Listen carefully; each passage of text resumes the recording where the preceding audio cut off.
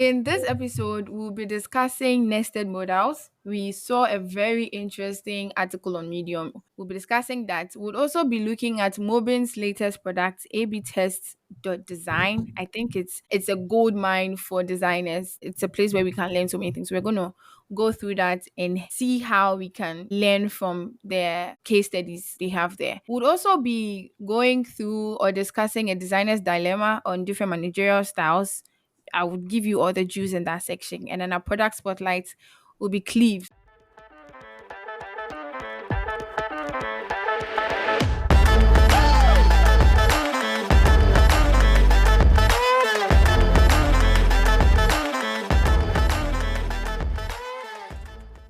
So, as always, thank you very, very much for your support, for working with us through pilot episode 2, this very set one that you'll be listening to very soon. Please do well to leave your reviews at the end of each episode, right? It helps us to, take note of where to polish, where to take note of, where to pay attention to, all of those things. So, right after every episode, wherever you listen to this podcast, scroll down, leave a comment, just tell us what you think. If you have ideas, feel free to share. If you have problems, feel free to put it there.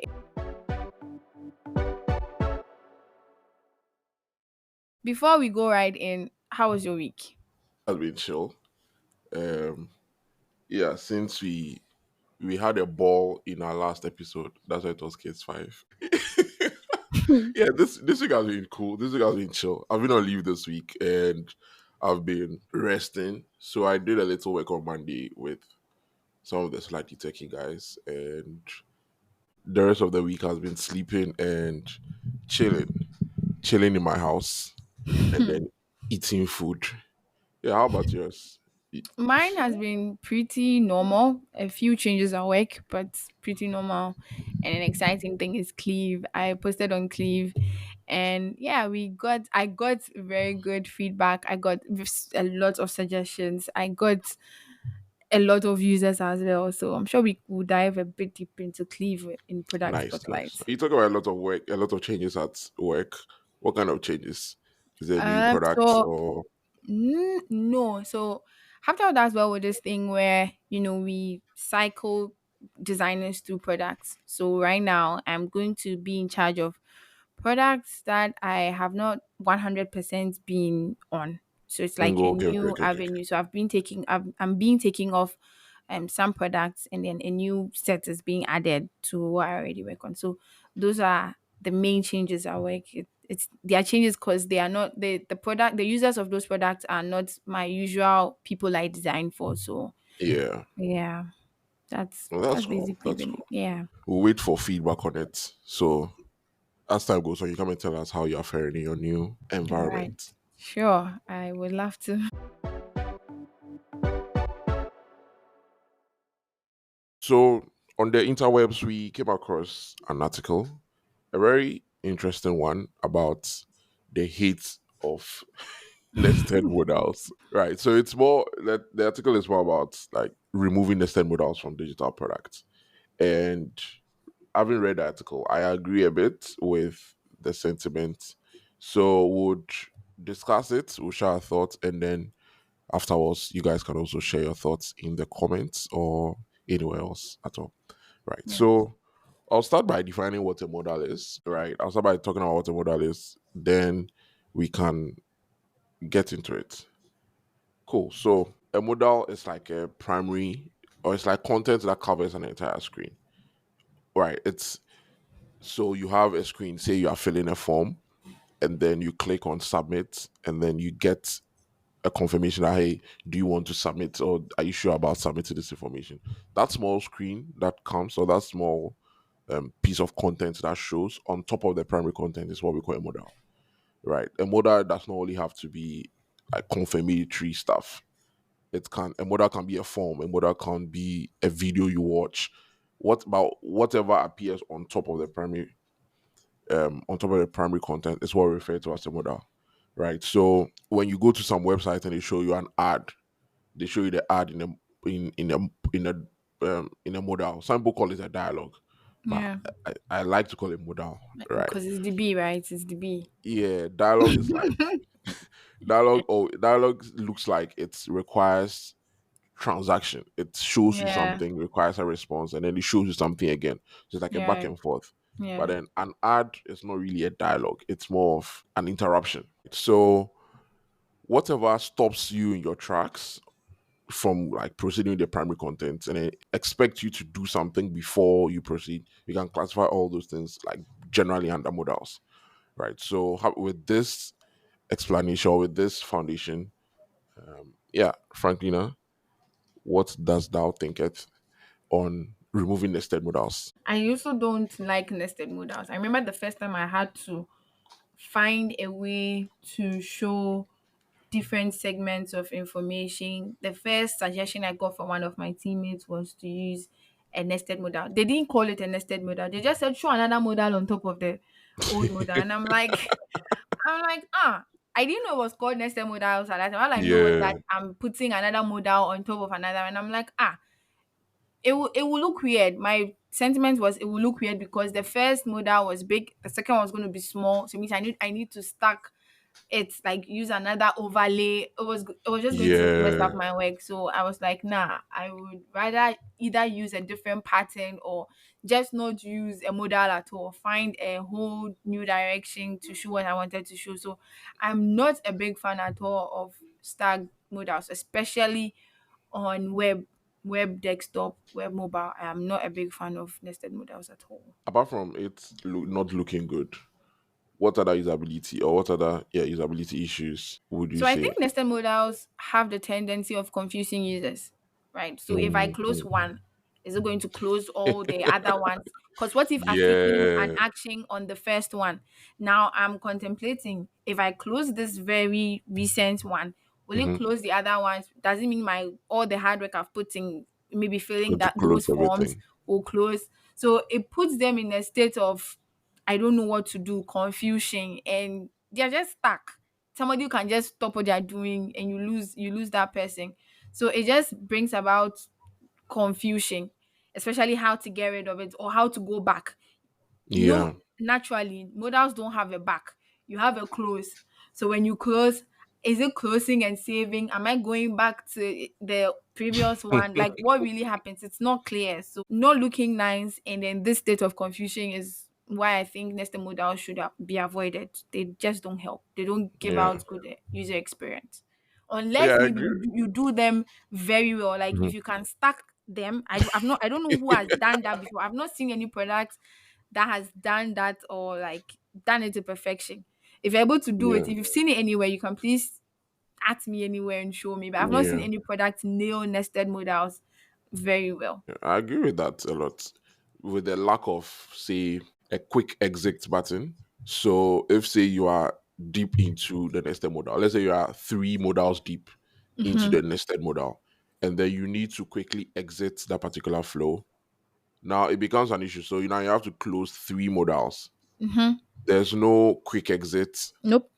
from that particular rabbit hole, right? Yeah. And it caused an issue because if a user wants to quickly revert back to the primary content, they need to do three actions or Mm-hmm. more, depending on the number of stacked modals they are. Yeah. And Yeah. that's why I remember our last episode on dark patterns. This is Mm-hmm. actually a dark pattern.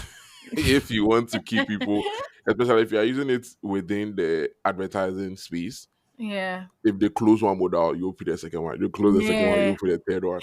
And you're like, bruh, what are you What looking is for this? again?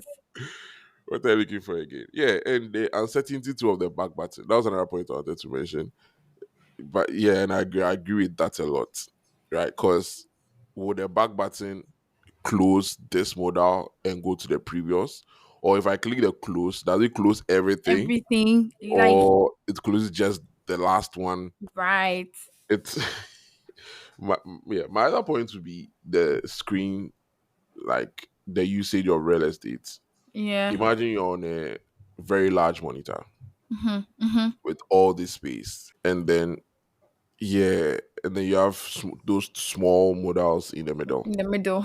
What is preventing you from exploring other patterns? Yeah, because it goes back to the weird description you gave the last time. It is very weird. Giving or any On top of that, imagine the design direction for the product is something minimal or something Yeah. minimalistic. Imagine that. And then you have and you have three stacked modals. How are you going to handle them? Right? Does every modal come with its own overlay? I know. Um Yeah. Like I wonder. how I don't know. I don't know how people are able to do that, but I think I've experienced a couple of products who mm, do, uh, or who apply nested modals. I'm not a big fan of it, but it seems since it's working, it's working. People yeah. are using it. It's not Yeah. breaking. It's not causing them to lose money. So why not? I will. And the last one too on the cognitive load, increased cognitive load. Now there's a lot of information in front of the users Yeah.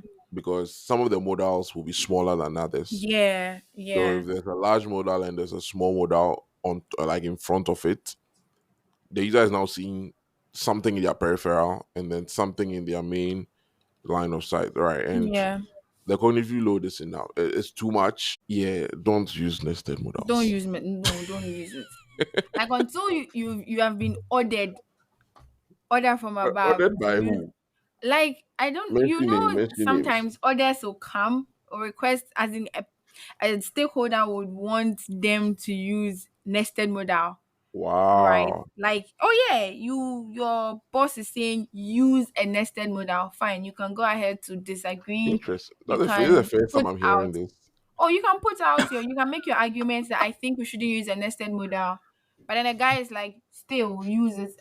I Use the think you nested have modal. done your you've done your part by listing out the reasons in the article, some of the things we mentioned as to Yeah, why it's not a good idea, and then they say still use it. At that point, you don't have anything to do. But yeah, sure. if you have it your way, don't use nested modals. They are not good for user experience, Yeah. right? So, But why for the why people use nested modals? Me, apart from the what you just mentioned, they being ordered mhm. or they being forced to do that. I also think some people are just lazy How because so? it's the laziest option. Well, It's the laziest well, option. Imagine you are filling a form and then there's a point where you need to enter some, let's say, your contact information.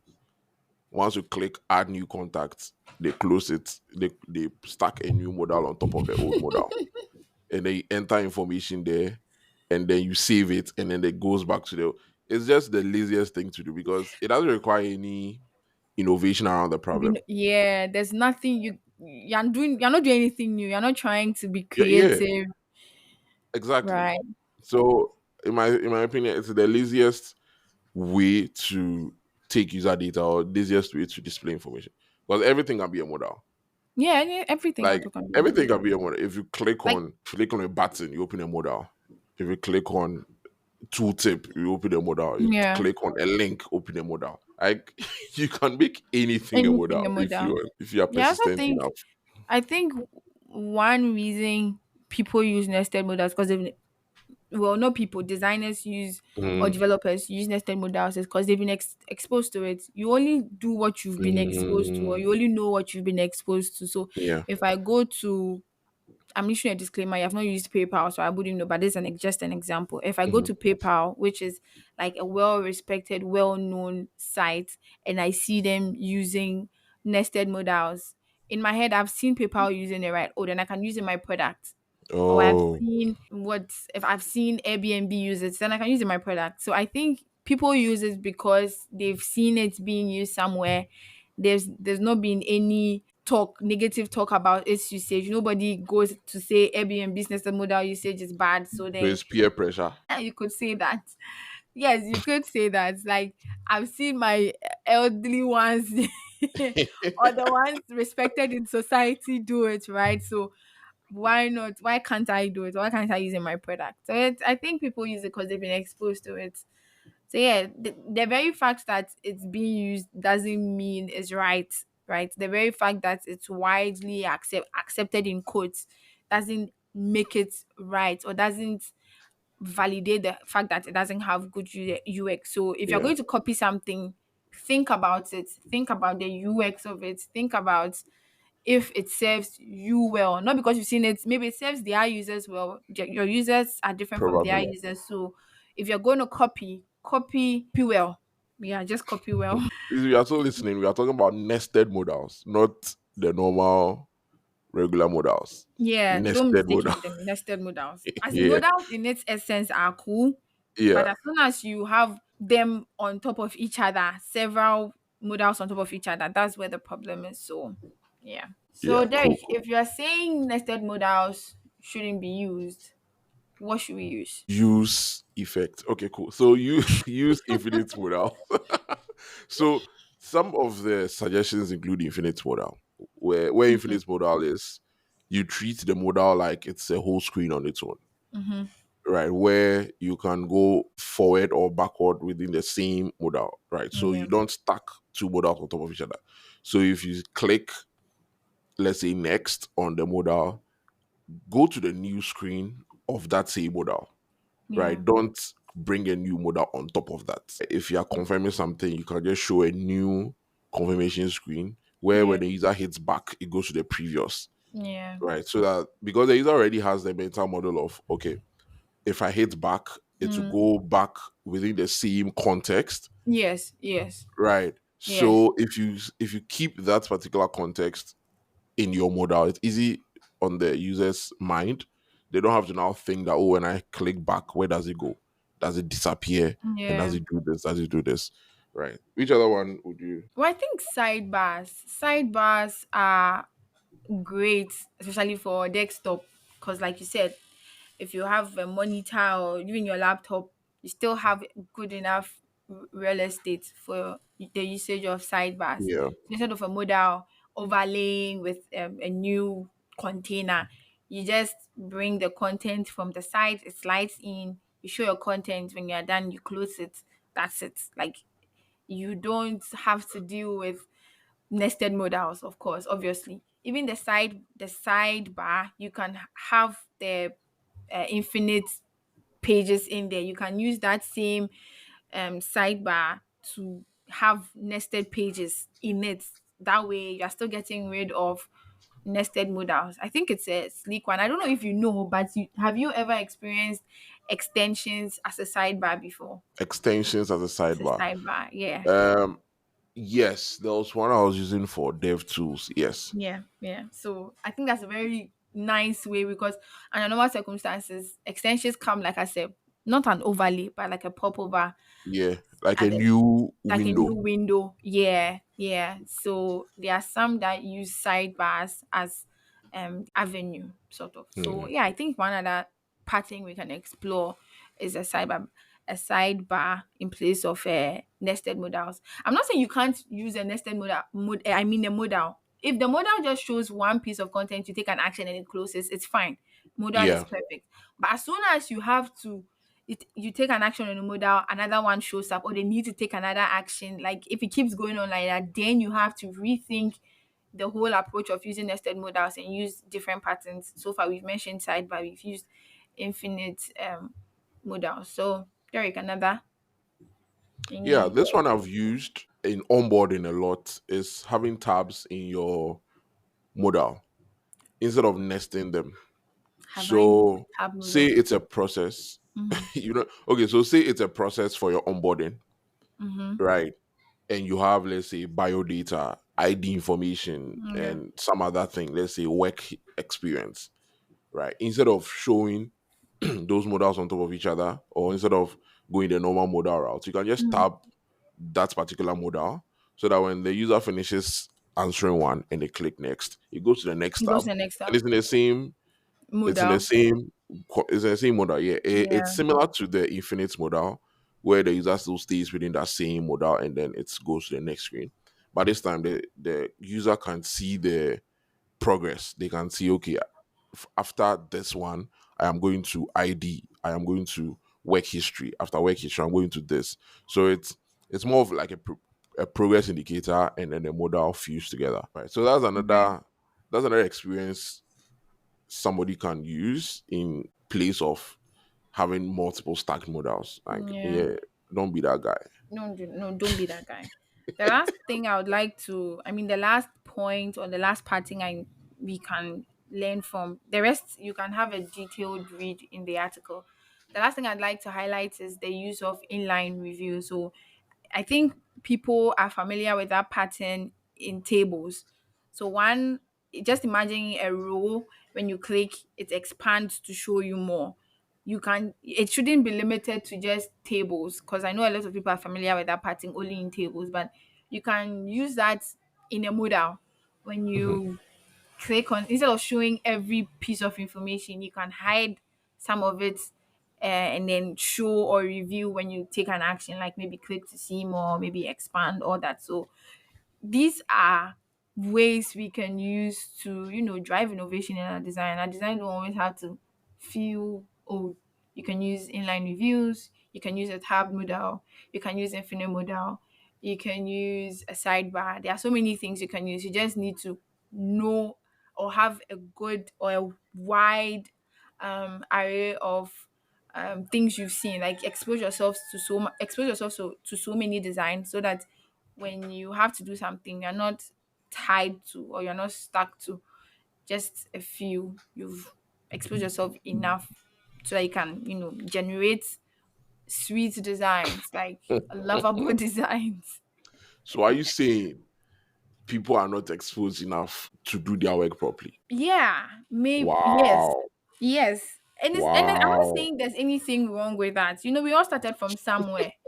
I started from maybe just looking at Dribble, to right now I look at MoBin, to I look at so Ish. many places. So it's Ish. not it's not wrong that you go to this one place. It's just even better.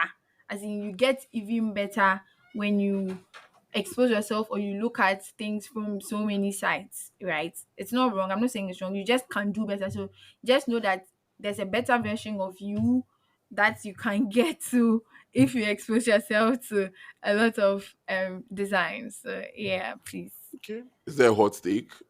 No, no, no. This is just me Okay, sharing okay. my knowledge. This is experience talking. Ish. Ish. Ish. All right, cool. So next we'll talk about the A/B new tests. A/B Yeah. test.Design from MoBin.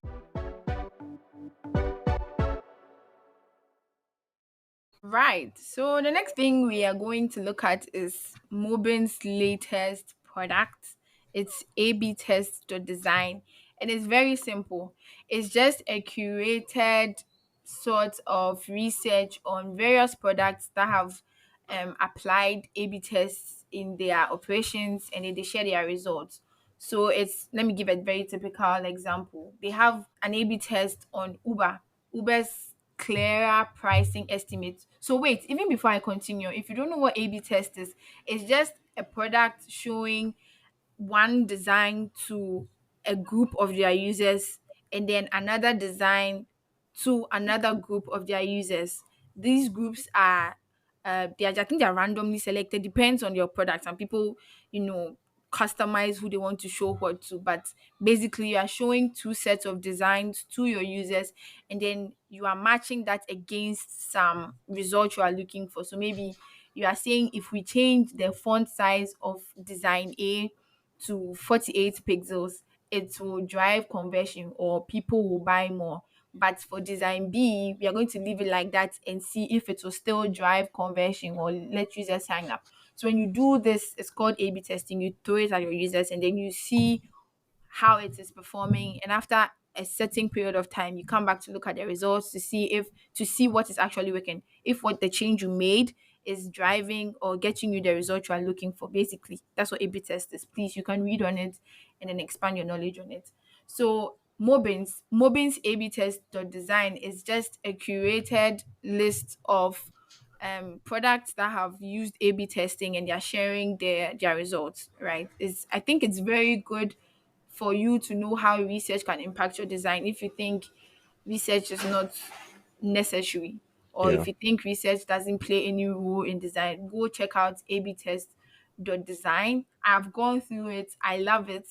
I've just not seen A/B test in the products I've used. I don't know if it's because Ghanaian so African companies don't do a lot of A/B tests, but I Just haven't. say it. We don't do. Yeah, they don't do. So I have not experienced it, but it's really cool to see that there are companies who are making use of these methods, experimenting, and then you actually see the results. So the one I was talking on Uber like this, they have the result of their A/B test was double digits increase in writes per use. So you would see the A and the B. So the A is what is in the app, like what is live. The B is the new thing they're experimenting on. You'd see the differences, and then you can read. They have short notes, and then the results. They have different categories: paywall and free trial, onboarding, checkouts, and sales, and it's free, right? ABtest.Design is free. Just go there, learn a lot. You can decide to even learn the design approach they use in this A/B testing if you don't want to learn the whole test results and all of those things. Just look at how tiny the change they made in both designs or both screens are for a particular company, right? So yeah, just check it out and then add that to your tools as a designer. Like anything you want to share on A/B test or design? Yeah, we need to do more of A/B testing. And another thing that's impressive about this is I was going through them, and there's a source link there All where you right. can click source to see where the Ah, designers or where yeah. the product people documented this. And this says a lot about how the designers document, because if the designers or the products people of all these products that have been featured, if they did not document all these things, MoBin Yeah. wouldn't have been able to do To this right. website because there will be no documentation, right? And in as much as, yeah, doing all these tests are good, we still need to document them properly. Yeah. And I'm really there's something that really it really impresses me, because I've gone through like two of them, and they make sense, right? I open two of them right now, and they make sense. Like, okay, Yeah. I'm looking at one from TikTok mhm. and yeah, I'm just Yeah, it's a glancing. whole case study. Like it's a Yeah. proper case. It's a whole case study talking about just that particular flow Yes. and what they did, and it makes so much sense. Yes, I think this would even help people rethink their approach to case studies. I think it should. I think Yeah, when you do look at this, pay attention to the source, read the source, you would see how these people are putting down or yeah, putting down their approach to solving this problem. They didn't take the whole TikTok app or the whole Uber app to write a case study on. You can take an important, not an important feature, but a feature, and then discuss the problem and then the solution and then the results. Talking about yeah, documentation, I think we should definitely have an episode where we discuss good documentation, what good documentation on the for designers look like, right? I think it will benefit a lot of people because we keep saying documentation, yeah. documentation. Somebody's asking, what is documentation? How do I document? Because yesterday I found myself using a recorder, right, to record my thought process for what I was doing on Cleave. Yeah. So I'm still experimenting on what documentation looks like for me and how I'm working. So I think we should do an episode where we really delve deep into documentation. So yeah, please do check out ABtest.Design. It's a very cool tool. Derek has mentioned their source. Visit the source of every test you see in there and then pick one or two things that you can use. All right. Next section, we'll be talking about a dilemma from one junior designer who has recently changed managers. And yeah, let's see what they have to say.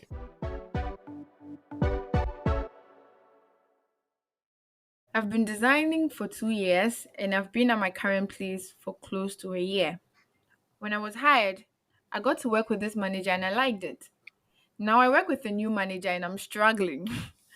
All the things I'm used to with the old manager doesn't apply with the new one and it makes me feel incompetent. A typical Mm, example is the old manager used to have calls with me to break down flows where we discuss what is expected of me. We also have calls to review work that has been done and gives me very actionable feedback. The new one barely has time for me. I'm usually lost as to what to do, and feedback isn't as great as compared to the old manager. What do I do? Derek, what do I do? go and pray. Okay. Yeah. this like it's a classic push to like start taking care of yourself, right? It's like a classic push to start taking care of yourself. because from what I've read, this might not be the whole story, but from what I'm reading, or from what we've gotten, the first manager was treating you like a junior, which was rightfully so. But then the new one is treating you as more somebody who has more knowledge or more experience. So it could be two things. It could be that the new one has what's the word? Has overestimated your senior abilities, or the new one has overestimated your abilities, or the old one was micromanaging you. Okay. Right, that's what I think. So if, say, in the beginning you start your design journey, and then your manager is telling you everything, do this, make the button blue, make this, the flow, I want it to go from this to this to this. If you start your career like that, you might not realize that you are being micromanaged. You think that, oh, this person is telling me what to do, or this, right? But All right. there's imagine somebody who has 10 years experience. If the person is in that same soup, and then the manager is taking the person through flows, the manager is telling them what to do and all that, that person will say that you are micromanaging me, right? So it's either the first one was micromanaging you, or the second one is overestimating your abilities. Either way, it's just a matter of conversation. So that's what I Conversation with think. who? With the new one, What to what set what expectations, right? so To this set junior has expectations. to approach the new one for Yes, them to have a conversation to set expectations. yes, because from what we are saying now, or just from, like I said, this might not be the full story, but from what we are looking at right now, the one with the problem is the designer, not the manager. Okay. Right. So the manager has certain expectations of you that currently you don't feel you can adequately match up to. So if you still feel you are in your learning era, it's a matter of conversation with your new manager, telling them that these and these and these are my needs. And your manager is obliged to help you meet your professional needs. Right. So it's a matter of conversation. These are my needs. I need help in order to become a better designer, so that I can handle my own self. I How might can we? set my, come again. How might we? Aha. Right. So you need to tell your manager, okay, I need to get better at navigating uncertainty. I need to get better at governing my own self, giving myself tasks, not waiting for people to come and give me work to do. So can you help me become better at this and this? So now your manager knows that, okay, you don't know everything. So they will also not throw you at everything and leave you hanging just like that. Right. That's why I feel like for the initial, what about you? I think it's two things for me. I think it's an opportunity, and I think it's an opportunity for you to apply what you've learned from the old manager, and an opportunity for you to adapt to the new manager. Because in your career, you're not going to work with the same person. You're not going to work at the same True. place forever. True. So the first thing I'd like to highlight is you need to adapt.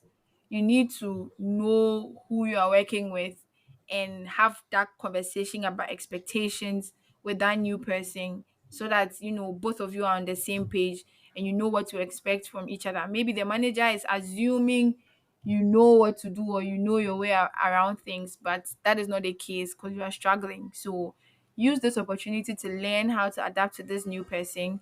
It will follow you. Adaptation follows you everywhere, not as a designer alone, but in any role you find yourself. So that's the first thing. The second thing is applying what you've learned. I'm glad you liked the first manager so much so that you were able to do things like breaking down flows together, getting actionable feedback. Now these are Mm, things you've learned. I don't want to think you had several meetings with this old manager as to how to break down flows, and then you can't break down flows on your own. Right. So if this new manager is not breaking down flows with you, you can take initiative and break down a particular flow, set a call with this new manager, walk them through what you have done, and now you can solicit feedback rather than just wait because the first manager did it for you. This new manager expecting the new manager to do the same. So for me, what you should do is to do these two things, like open your mind to adapt to this person, because you don't have a choice. You have to work with this manager, whether you like it or not. The second thing is to try and apply what you've learned from this new manager to from this old manager to the new one. Yeah. And that will even show the new manager that you are taking initiative, that this person is really putting in the work. Maybe I have to step up. Maybe I have to do more. Maybe I have to show up more. Right. So for me, it's quite no, well, not too simple, but you can start from setting expectations, adapting, and then applying. Setting expectations, adapting, and applying. Yeah. Yes, that is what I think. So if you are listening and you are going through this or something similar to this, set expectation. Have a conversation with whoever this involves. Yeah. Adapt, because you are stuck with that manager, whether you like it or not. And then apply what you've learned previously from whoever. Apply that here, and then let this new manager see that they also have to step up. You don't have to go and like insult the manager or talk really to the manager that you are not doing your job and making me feel incompetent and stuff like that. So if you're Yeah. listening, please, these are the little nuggets we have for you. If you Yeah. have any issue and you want help, feel free to DM Derek or myself, and then we'll bring it up here, discuss it, help you through it, and then hopefully it becomes impactful or beneficial to you. So right. So for product spotlight is Cleave, my baby Cleave. If you don't know what Cleave is a tool for you to quickly save the current page you're working on. Let me paint this picture for you in the first place. So you have an account on Dribble, on Behance, on wherever you find inspiration from. And you know these apps allow you to bookmark or save the things that you find inspiration. So you go ahead to save what you see in Dribble, what you see on Twitter in Twitter. Now, when it comes to gathering all of this inspiration, you now have to go through Dribble, Behance, X, Pinterest, all of these things, and you're all over the place. But Cleave is supposed to be that one place where you put everything in, so that when you go back or you're looking for your inspirations or articles that you save, you just know you have to go to one place. You have to go to Cleave, and then you see all the things that you saved. You are able to organize them. You're able to retrieve them. Basically, that is what Cleave is to do for you, right? So we have an extension. You install the extension. You can use that to save the site you are on. If you're on mobile, we have a Telegram integration. You just connect your Telegram account to Cleave, and then you can share links with that Telegram bot, and it's saved in your account. When you go into Cleave, your app, you will find the things that you shared via mobile, right? So it's very simple like that. We are building in public. We are sharing what we are doing. We are iterating on our designs. We are gradually adding on top of our features. So it's not a 100% fully built product. We are getting there, and it will be great for you to join us, use our product, and see how we are evolving, right? So Cleave.app, CLEEVE.app is the product I'm talking about. It's a very simple, clean interface. I'm giving my own product fans. Permits me. So yeah, Cleave the app, very simple, minimal. I designed it. I Ace, designed ace, it. ace, Yes, use it ace. because I designed it. Wow. Yeah, so when you install the extension, right click, you see save to Cleave, you save, you can add to collection if you want, but it's as soon as you save, it's saved, and then you can go about doing whatever it is that you're doing. Simple as that. Cleave the app. How much are you paying for the promo? For what? For the promo. It's free. This is my podcast. Like I should be giving like 10 minutes off. I'll send you an invoice after after we finish recording.